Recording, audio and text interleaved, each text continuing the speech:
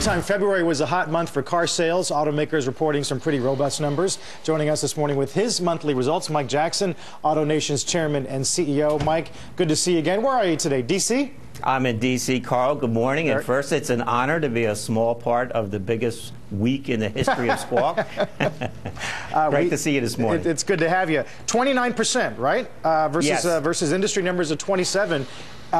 First off, comment on the month and tell us if you're seeing anything to throw your projection on the annual rate off kilter. Is the year going as you expected? Actually, February is stronger than expected, and last February was particularly weak. So we retailed 17,000 units.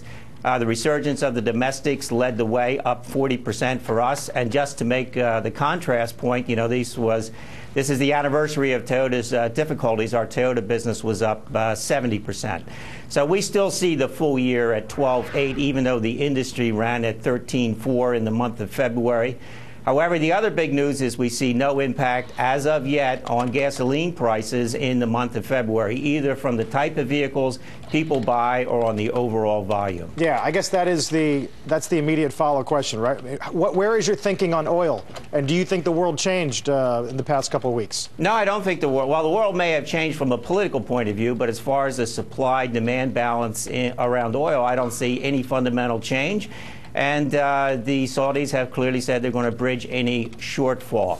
But I think our industry is much better prepared than we were in '08. If there is a spike in gasoline prices, inventories are 1 million units lower than in '08, much more balanced between trucks and fuel-efficient vehicles, and every manufacturer now has a full portfolio, including fuel efficiency. So I'm not looking forward to a spike in gasoline prices, but as of this moment, we have not hit the freak-out number where people trade in Escalades on Minis like it happened in '08.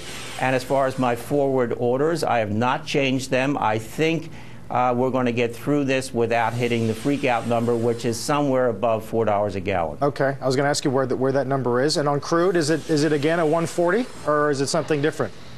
No, I think at $125 a barrel, you're going to hit $4 a gallon in the U.S.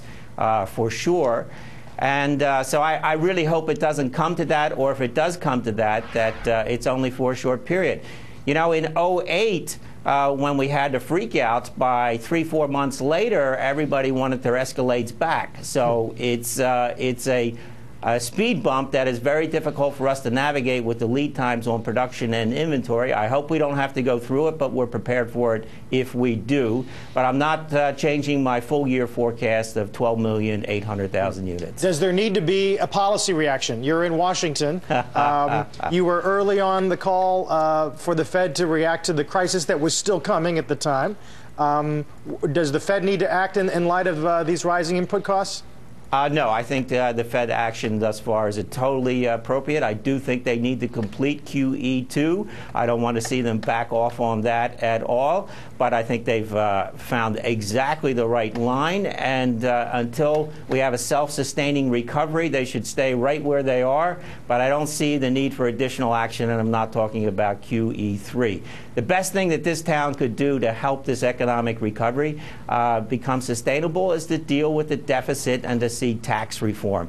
And that's what we really need, and that's what I'm here discussing. Okay. Mike, always good to talk to you. We trust it won't be too long till the next time. Carl, good seeing you this morning. Mike Jackson in Washington.